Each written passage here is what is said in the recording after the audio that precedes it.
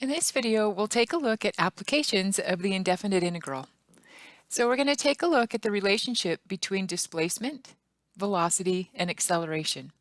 Before we do that, let me remind you of an activity we did at the beginning of our course. And our activity was the bungee activity.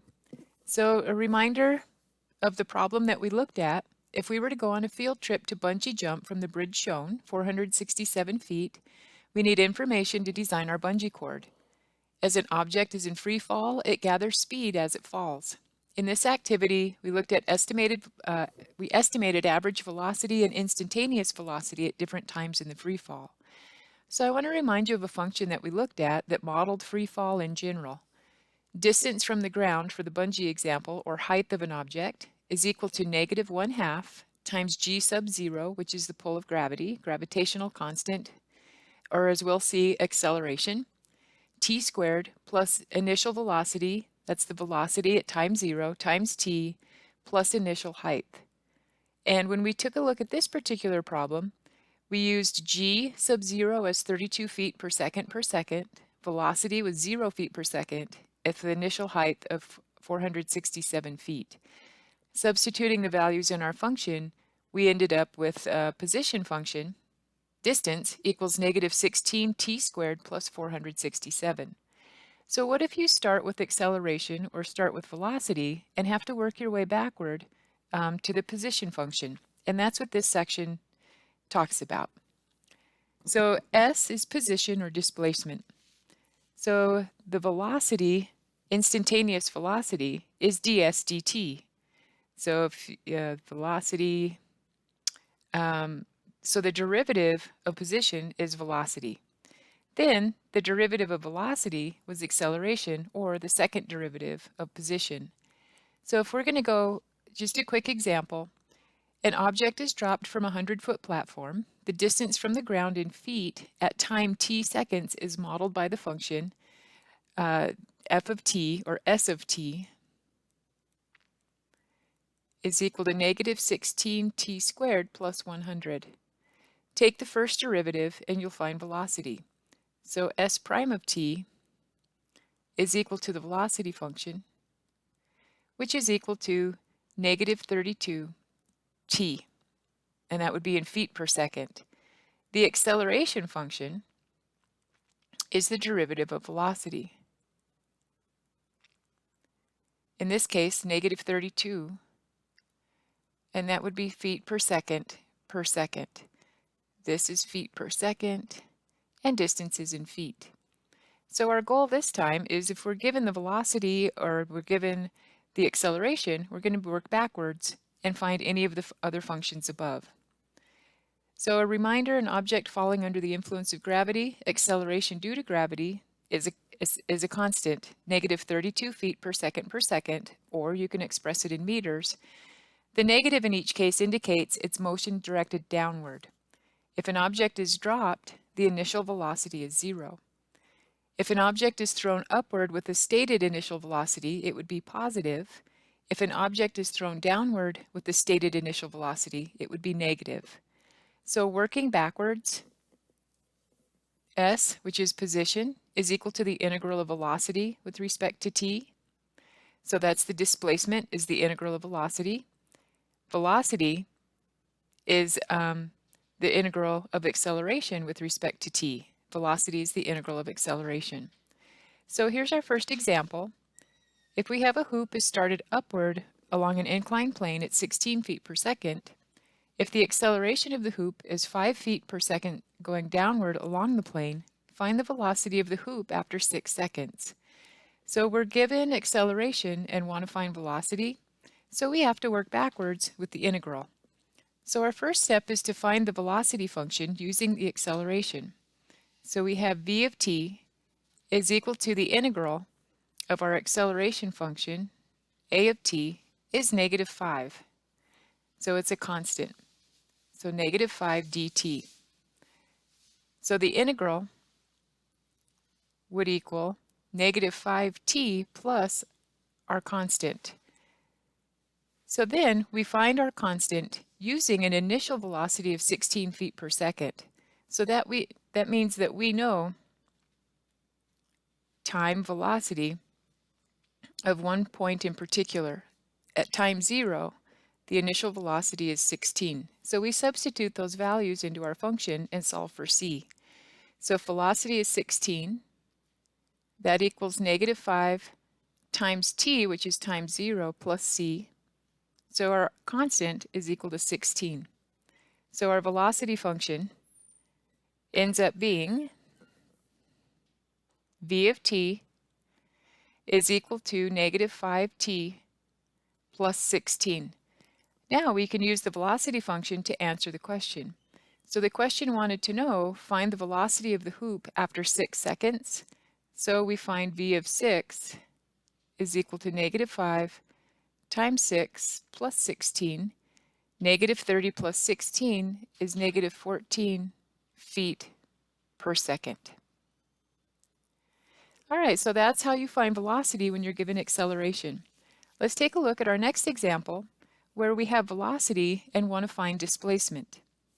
So during each cycle, the velocity v in millimeters per second of a piston is v equals 6t minus 6t squared, where t is the time in seconds.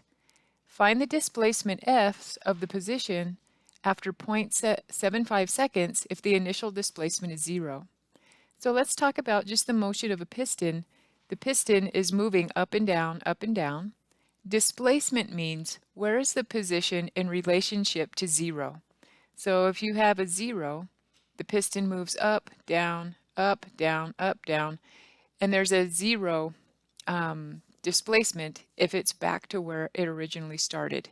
If the displacement is positive, it's on its way up. If displacement is negative, it's on its way down. So we're going to first use the velocity equation to find the position equation. So we know that v of t is equal to 6t minus 6t squared.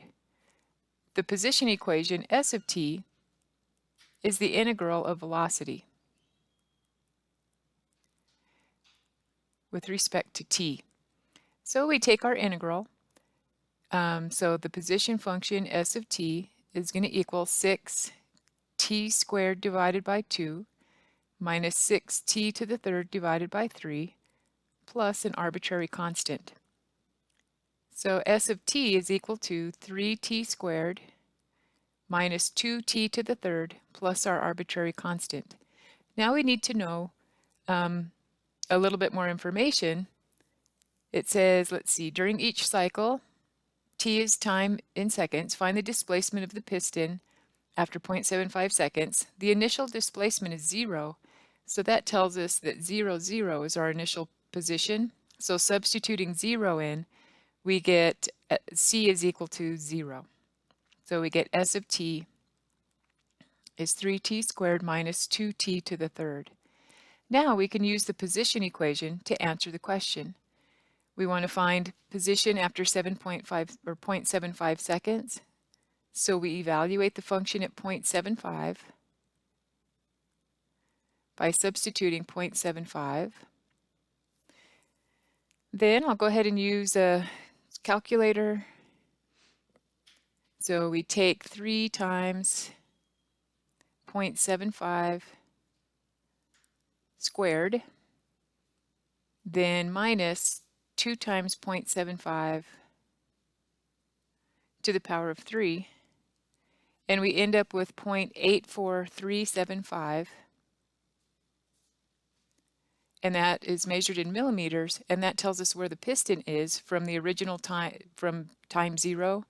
That means it's above, heading on its way up, 0.84375 millimeters. All right, we've got some examples to take a look at, and then these will help you do your homework problems. So the first, a particle moves with a constant acceleration of 4 feet per second per second.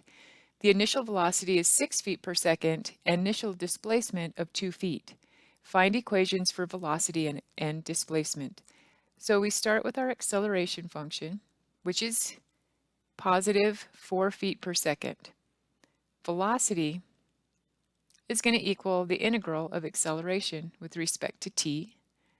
So velocity is equal to 4t plus a constant. Now we need the initial velocity of 6 feet per second. So at time 0, our velocity is 6. So we substitute 6 in for velocity, 0 for t, and we get c is equal to 6. So our velocity function is equal to 4t plus 6. Then, to find displacement, s of t, we're going to take the integral of our velocity function, 4t plus 6, with respect to t. We end up with 4t squared over 2 plus 6t plus a constant. Simplify, we end up with 4 divided by 2 is 2t squared plus 6t plus our constant. Now we need a point or a value. And since we have the initial displacement is 2 feet, initial means at time 0, 0, 2. When we substitute 0 in and 2, we're going to get a constant of 2. So we get s of t equals 2t squared plus 6t plus 2. So those are our two functions. Next example, a car starts from rest and continues at a rate v 8t squared feet per second. So we have velocity. Find the function that relates the distance s the car has traveled to the time t in seconds. So how far will the car travel in 4 seconds? So if we know the velocity is equal to 8t squared, then our displacement is the integral of 8t squared with respect to t. We end up with 8t to the third divided by 3 plus the arbitrary constant. So let's see, if the car starts from rest, then that tells us our initial position is 0, 0. If we substitute 0 in, our arbitrary constant is 0, and we get s of t is equal to 8/3 t to the third. So if we want to know how far the car will go in 4 seconds, we evaluate our function at 4. So we get 8/3 times 4 to the power of 3.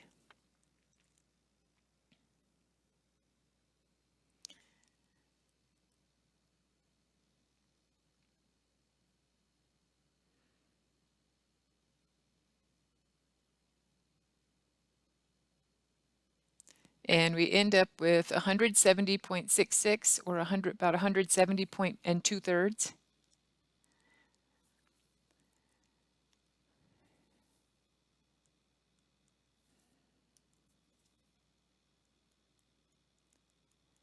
And our distance is in feet. So that's about 170, or exactly 170 and 2/3 feet. Last example, the acceleration of a falling body is negative 32 feet per second per second. Find the equation relating s and t, so we're finding the displacement function, if s equals 0 and v equals 20 feet per second when t equals 0. So we're given our acceleration. Velocity is equal to the integral of our constant acceleration of negative 32 with respect to t. So velocity ends up being negative 32t plus a constant. Then we're given that at time 0, the velocity is 20 feet per second. So when we substitute 0 for t and 20 for v of t, our constant ends up being 20. So there's our velocity function. Now to find the displacement, take the integral of our velocity, negative 32t plus 20, with respect to t.